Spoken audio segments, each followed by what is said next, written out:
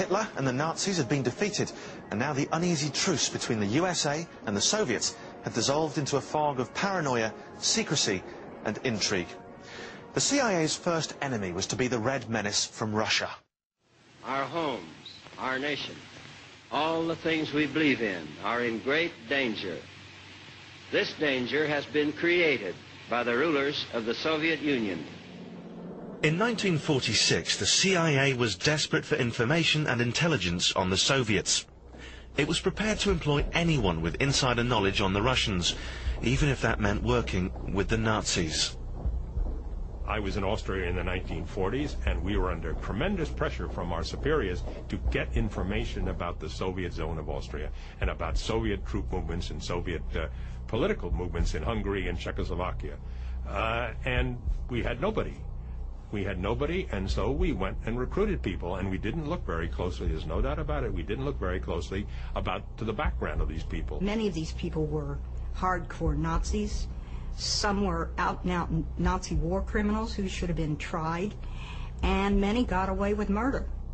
Using Nazi war criminals is how the CIA got started, and these were as bad guys as you could ever find. The CIA's main Nazi spy asset was a man by the name of Reinhard Gehlen, seen here in secret footage with other Nazis employed by the CIA. Gehlen had been Hitler's main spy chief against the Russians during the Second World War, so he had massive amounts of intelligence on the Soviets. The CIA thought he'd be the perfect man to do their spying for them. Reinhard Gehlen was a brigadier general in charge of intelligence on the Eastern Front until April of 1945. April 1945, a month before the war ended, he realized it was lost, and he and several colleagues decided that they would take their files and bury them and give them to the Americans. They felt that they could make a better deal with the Americans, and the CIA, a newly established organization with a good big budget, picked him up.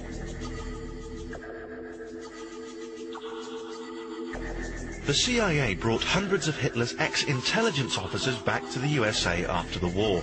At secret bases, they were retrained as CIA spies, then sent back to Germany to start spying on the Russians.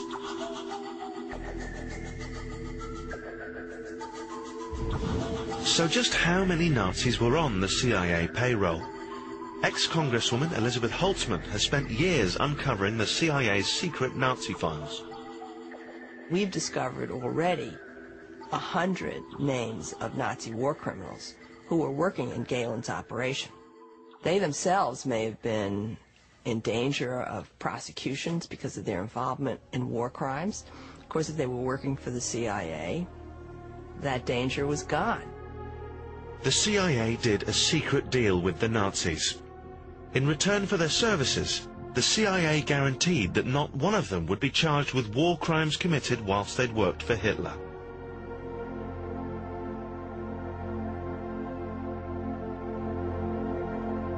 Why didn't anybody stop to ask the moral question? At that point, no one could hide anymore from the secrets of Auschwitz. The concentration camps and what happened in them were writ large over Europe. People understood the horrors of what the Nazis had done.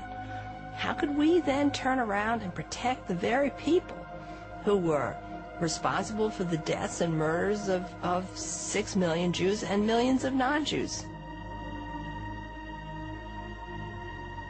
By uncovering the secrets of 60 years ago, we can come up with some of the same problems and issues that we confront today, and hopefully it will allow us to make wiser decisions.